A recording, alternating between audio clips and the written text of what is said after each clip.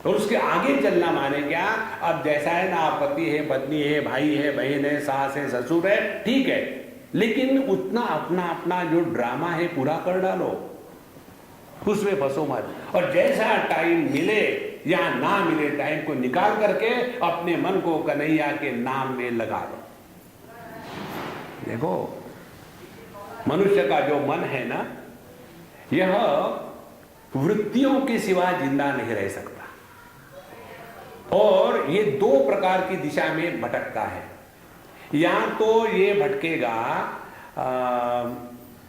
भूत की स्मृतियों में, या तो ये भटकेगा भविष्य की कल्पनाओं में। और यदि हमने अपने मन को भूत की स्मृतियों में जाने के लिए मना कर दिया और भविष्य के जो समस्या नहीं है उनको सुलझाने का प्रयत्न बंद कर दिया, तो क्या होगा? मन रहेगा वर्तमान में। और ये होता है, लेकिन उस समय हम क्या करते हैं? जैसा मन वर्तमान में आ गया, सत्संग में भी बैठे बैठे सो गए। इसीलिए कहते हैं सत्संग में शांति प्राप्त होती है। तो जो सत्संग में आके सोते हैं उनको शांति है, और जो अपने घर को छोड़ करके सत्संग में आ गए तो उनके घर में भी शांति हो गई, क्योंकि ये निकल गए घर से, नहीं तो सर खाते रहते। देखो, इसीलिए जब हम भूत नहीं, भविष्य नहीं, तो वर्तमान में क्या करें? तो वर्तमान में अपने मन को पूर्ण में लगाए। और पूर्ण क्या है? ध्यान से सुनना।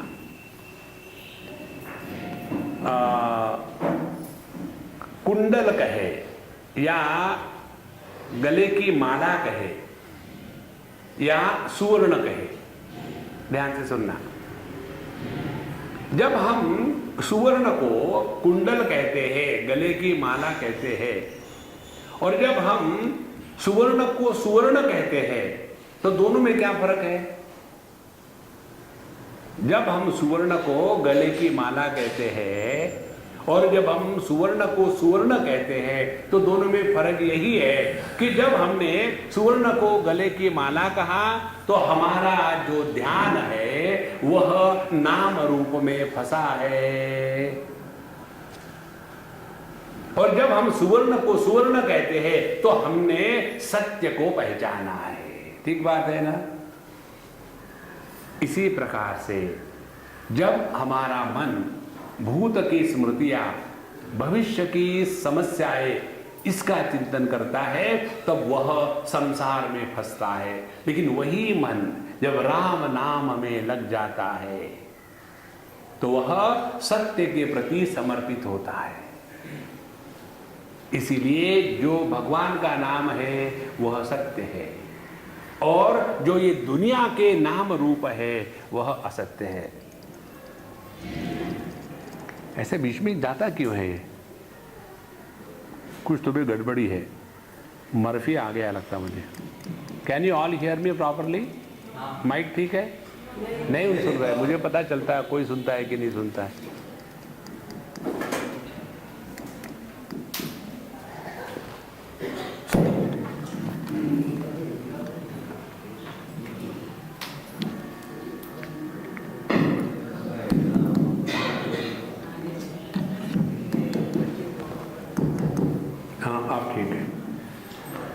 देखो साइड में। हाँ, तो अभी यह जो तुमने प्रश्न पूछा शवनक जी, ये बड़ा अच्छा प्रश्न है, क्योंकि जन्म मृत्यु, आप ध्यान से सुनना।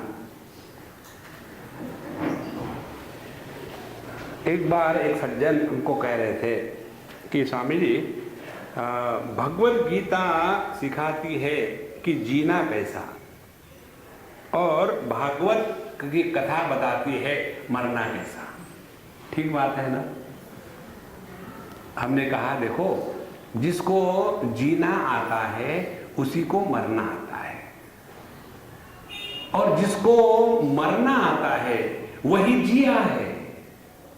देखो, इसीलिए ये हमारे मन से बात निकाल दे कि भागवत में केवल हमको बस परीक्षित जी को 7 दिन का शाप मिला था और इसीलिए वो 7 दिन एक जगह बैठ कर की पूरी भागवत कथा सुने, उसके बाद मर गए। तो हम सब लोग यहाँ बैठे 7 दिन के बाद तैयार हो जाओ, ये इसका अर्थ नहीं है। इसीलिए जन्म मृत्यु के चक्कर से हमेशा के लिए हमको उठ जाना है, और ये तभी होगा कि जब सापेक्षता से हट करके संपूर्णता में हम अपने मन को लगाएंगे। और इसीलिए जो भक्त्यो हो वर्धनम यच्च कृष्ण संतोष हेतुकम तदे हम ते विदिष्यामि सावधानतया शृणु। इसलिए सावध होकर के सुनो। देखो, आपको हमको एक बार किसी ने कहा, स्वामी जी आप बीच में तकिया का नाम क्यों कहते हैं? अच्छा, नाउ बी अटेंटिव। तो क्या हम अटेंटिव नहीं होते? नहीं, आप होते हैं, बाकी के सोते हैं। एक बार एक क्लास में सामने की लाइन पर एक बच्चा बैठा था, सो रहा था। तो टीचर को गुस्सा, दूसरे को बताया उठाओ उसको, सो रहा है मेरी क्लास में। तो बच्चा कहता मैं क्यों उठाऊं, आपने सुनाया है। आपका लेक्चर इतना भयानक है कि कोई जग नहीं सकता, मैं क्यों उठाओ, आप उठाओ। तो स्वामी जी आपका लेक्चर ऐसा होता है कि बड़ी नींद आ जाती है, जैसे कोई क्लोरोफॉर्म का फव्वारा आ रहा है। इसलिए सावधानतया सुनो, जरा ध्यान दे करके सुनो। देखो, कथाकार 2 प्रकार के होते हैं। एक तो होते हैं हमारे नारद जी के संप्रदाय के। नारद जी का संप्रदाय कैसा है? उसमें तबला होगी, पेटी होगा, गान होगा, नृत्य होगा, और उनमें सभी में किसी में कोई तानसेन होगा, कोई कुछ होगा, और मेरी आवाज फटे बांस की जैसी है और मैं हूँ इनसेन, इसीलिए ये सब चीजें मेरी कथा में नहीं होती।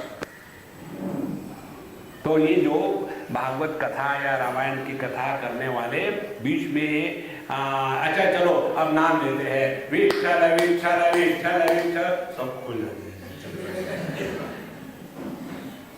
तो ये भगवान के नाम को जगाने के लिए कहते हैं। इसीलिए हम यहाँ कहते हैं सावधानतया सुनो, जरा ध्यान से सुनना। भक्ति का तात्पर्य है नित्य